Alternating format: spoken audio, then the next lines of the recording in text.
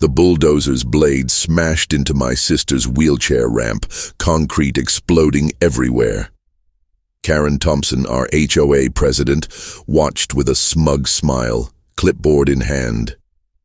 "You have no idea what you've just done," I said, my hands shaking as I filmed everything. Karen laughed. "Your sister's ramp violates HOA guidelines, no exceptions." "My sister isn't just disabled," I replied, watching her face. "She's the state governor." Karen's smile froze.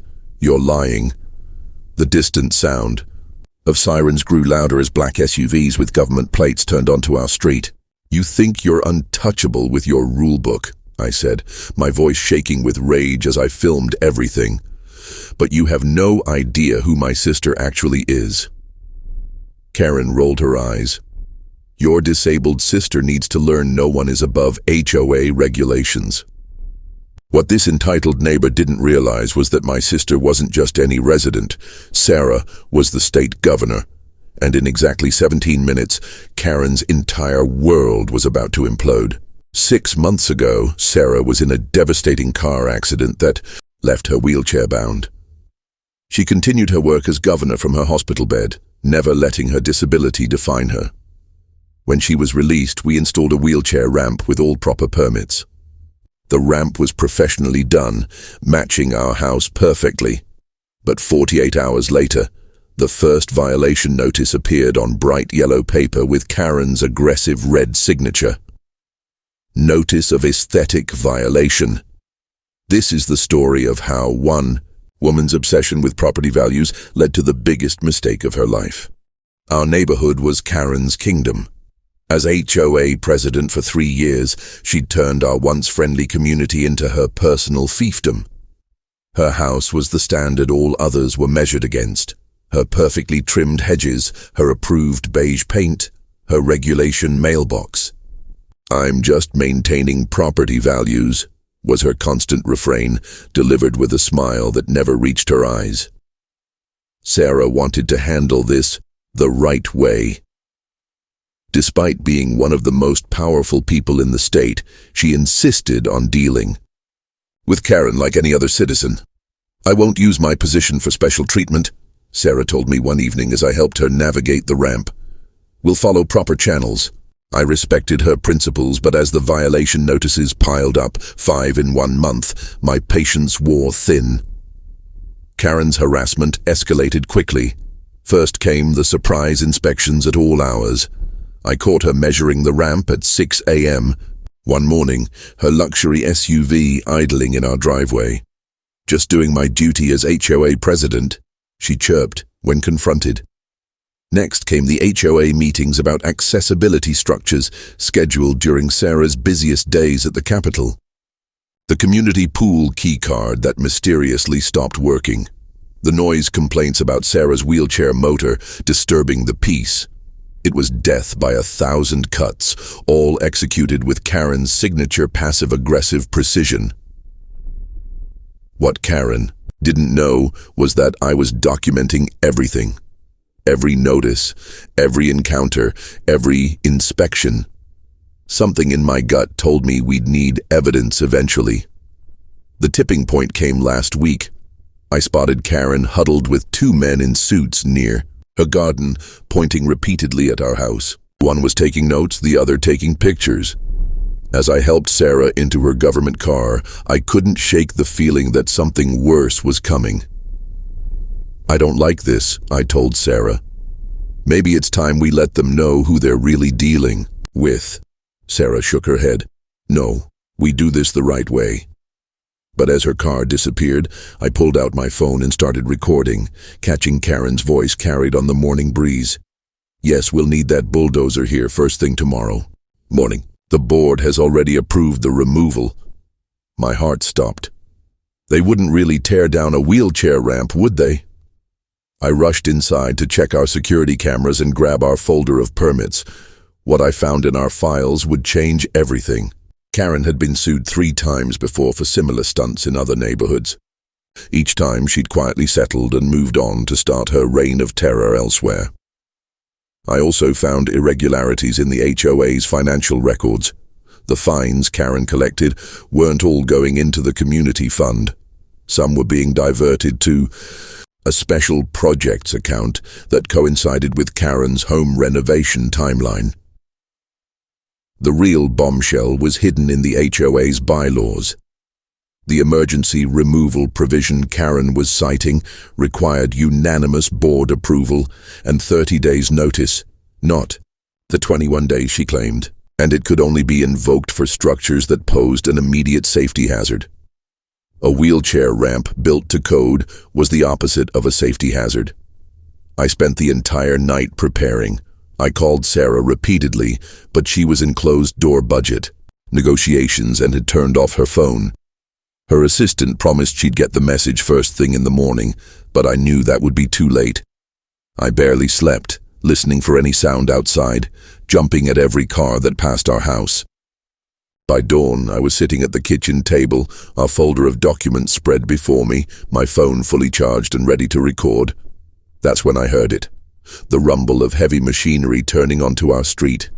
I looked out the window, and there she was, Karen in her signature red blazer, clipboard in hand, directing a yellow bulldozer toward our front yard, like a conductor leading an orchestra of destruction. The morning sun was barely up, most neighbors still asleep.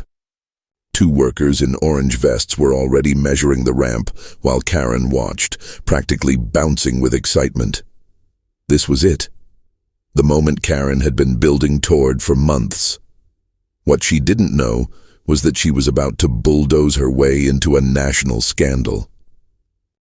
I grabbed my phone and ran outside, still in my pajamas, my heart pounding. "What do you think you're doing?" I shouted, my voice shakier than I wanted. Karen's face lit up with that fake smile.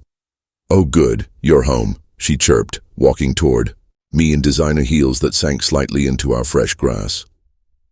"I have here an emergency order from the HOA board. This structure is in direct violation of Community Guidelines, Section 4.23. She waved a paper in my face but pulled it back before I could grab it. "Karen, we submitted all the proper paperwork. We have approval from the city." "The city isn't the HOA, dear." She cut me off, her smile never wavering. "And as president of the board, it's my duty to maintain our standards. This ramp is an eyesore." The bulldozer revved its engine behind her, and I felt my stomach drop. "I have all the permits right here," I said, pulling out my phone to show the digital copies. "This ramp is legally installed. You can't demolish someone's property without proper notice or a court order." Karen just laughed, a high-pitched sound that made my skin crawl. "Notice was given 3 weeks ago via certified mail. We have the receipt right here." She pulled out another paper showing a signature I'd never seen before. I frantically called Sarah's number, but it went straight to voicemail. Of course, she was in that budget meeting today. Meanwhile, construction workers placed orange cones around our driveway. One looked uncertain, checking his paperwork multiple times. "If you do this," I warned, my voice growing stronger, "you'll be hearing from our lawyers. This is a violation of the Americans with Disabilities Act." I started live streaming everything, making sure to capture every detail. Karen's smile finally faltered. "The HOA is exempt from— No HOA is exempt from federal law," I shouted, loud enough that lights started coming on in neighboring houses. Our elderly neighbor, Mr. Rodriguez, poked his head out his front door, then disappeared back inside. But he had already turned to the bulldozer operator, giving him a sharp nod. The machine roared to life, its treads crunching against our driveway. The blade caught the edge of the ramp with a horrible screech of metal on concrete. I was still recording as chunks of our carefully constructed ramp began to crumble. What Karen didn't notice was that Mr. Rodriguez had returned with his own camera, and more neighbors were gathering, phones raised. Just then, my phone buzzed with a text. It was from Sarah's head of security. "Stay calm, keep recording, help is 3 minutes out." I smiled for the first time that morning. How had we kept Sarah's identity a secret from neighbors? When she decided to run for governor 3 years ago, she was already a state senator with a solid reputation. We'd lived in this house for years, and most neighbors just knew her as Sarah, who works in politics. Her campaign headquarters was across town. After the accident, Sarah had requested privacy for her recovery. The official story was that the governor was working remotely while recuperating at an undisclosed location. Only her closest staff knew she was actually at home. The black SUVs with security personnel would park 2 blocks away, and Sarah would be driven to work in an unmarked car. The few neighbors who recognized her respected her privacy. But Karen had moved in just after the election, when Sarah's face was on every news channel. Somehow, she'd never made the connection between our Sarah and Governor Sarah Mitchell. That was about to change in the most spectacular way possible. The first police cruiser rounded the corner, lights flashing but sirens now silent. It was followed by 3 black government vehicles with tinted windows. Karen's confident smile began to waver. "What is this? Did you call the police?" "This is a civil matter." The growing crowd of neighbors murmured as the vehicles parked in a precise formation around our property. "Actually, Karen," I said, unable to keep the satisfaction from my voice, "destruction of property valued over $1,000 is criminal, and this ramp cost $7,500 to install." The color began to drain from Karen's face as uniformed state police officers stepped out of their vehicles, followed by men and women in suits with earpieces, the unmistakable look of a security detail. 2 months ago, Sarah had signed a landmark bill strengthening the Americans with Disabilities Act enforcement at the state level. It included specific protections for accessible home modifications and increased penalties for those who interfered with such accommodations. Karen apparently hadn't been paying attention. As the security team formed a perimeter, one officer approached Karen directly. "Ma'am, we've received reports of property destruction and possible violations of state accessibility laws. I need to see any permits or court orders authorizing this removal." Karen clutched her clipboard tighter. "I have all the necessary HOA authorizations right here. This is private property within our association's jurisdiction." The officer glanced at her paperwork, then at the half-destroyed ramp. "Ma'am, HOA covenants don't supersede state or federal law." Karen's 2 loyal board members, who had been standing proudly beside her moments ago, began slowly backing away. "This is ridiculous," Karen sputtered. "Who called you anyway?" "That's..." When another black SUV pulled up, this one with small state flags on the hood. The crowd of neighbors went completely silent. Before the accident, Sarah had been known for her tireless energy. As a state senator, she'd often work 18-hour days. The accident had changed her physically, but not her determination. She'd become an icon for disability rights almost overnight. The morning of the bulldozer incident, Sarah had been in emergency budget negotiations. Her phone had been off for hours. But my desperate messages had eventually reached her security team, who interrupted the meeting with news that her home was being vandalized. Now, as the door of the state vehicle opened and her security detail moved into position, Sarah was wearing her official governor's blazer, her expression as stern as during major press conferences. Karen's face went through about 5 different emotions in 3 seconds as my sister rolled out of the SUV in her wheelchair. As a former trial lawyer before entering politics, Sarah knew how to make an entrance. The crowd of neighbors parted as Sarah's wheelchair hummed forward, her security team moving in perfect formation around her. She stopped directly in front of the half-demolished ramp, surveying the destruction. Then she turned to Karen, who was standing frozen in place. "Mrs. Thompson, I presume." Sarah's voice was calm, but carried an authority that made everyone stand straighter. Karen's mouth opened and closed like a fish out of water. Governor Mitchell, I don't understand. What are you doing here?" "I live here, Mrs. Thompson. This is my home. And that," Sarah gestured to the crumbled concrete. Was my wheelchair ramp. The collective gasp from the neighbors was audible. Even those who had recognized Sarah hadn't known she was the governor's sister. They'd assumed I was. Karen started shaking her head frantically. No, this is Sarah Mitchell's house, the governor's sister, not. You can't be. I assure you I am both Sarah Mitchell and the governor, my sister said, her voice taking on the slight edge I recognized from her lawyer days. Now, I'm very interested in seeing the documentation you have authorizing the destruction of a federally protected accessibility accommodation. Karen looked down at her clipboard, then back at Sarah, then at the growing crowd. The reality was finally sinking in. She had just bulldozed the governor's wheelchair ramp. Officer Davis.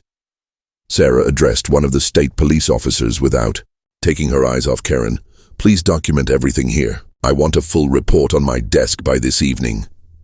Sarah then turned to her chief of staff, who had followed her out of the SUV. Jessica, please contact the Attorney General's office. I want a comprehensive review of this HOA's bylaws and financial records, with particular attention to their handling of accessibility accommodations. Karen's face had gone from white to green. This is just a misunderstanding, she stammered. The HOA board voted. Actually, they didn't, I cut in, holding up my phone with the HOA bylaws displayed.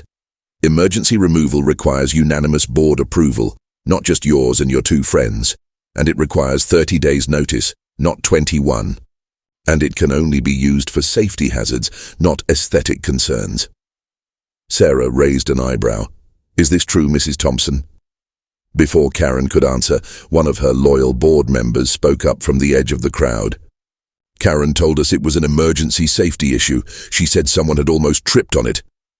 The other board member nodded vigorously, and she said she'd given them proper notice. We just signed what she put in front of us. Karen's betrayal by her own allies was swift and complete. You lying, she began, but caught herself, remembering all the cameras pointed at her.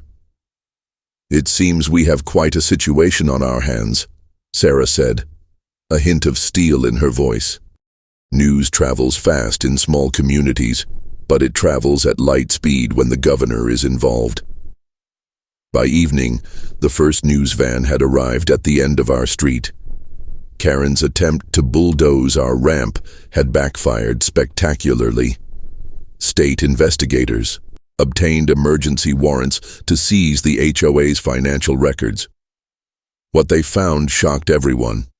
Over $237,000 in homeowner fines had been collected during Karen's 3-year reign.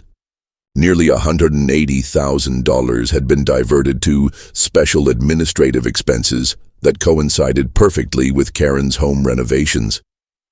3 months after the bulldozer incident, Karen's sentencing hearing arrived. The courthouse was packed with current and former victims of her HOA schemes. The judge sentenced her to 8 years in state prison, restitution of over $500,000, and a lifetime ban from serving on any HOA board. Sarah's HOA reform bill, the Thompson Act, passed with overwhelming bipartisan support. It established an HOA oversight commission with real regulatory powers and created a homeowner's bill of rights that would supersede any contradicting HOA covenants. Our neighborhood transformed. The former HOA enforcement committee was replaced by a community support network. Houses that had all been required to use the same 5 approved colors now expressed individual character. A year after the bulldozer incident, our community celebrated the anniversary, not of the destruction, but of the rebirth that had followed. Karen's bulldozer was meant to enforce conformity. Instead, it broke ground for a community where different isn't deficient, where accommodation isn't optional, and where everyone truly belongs.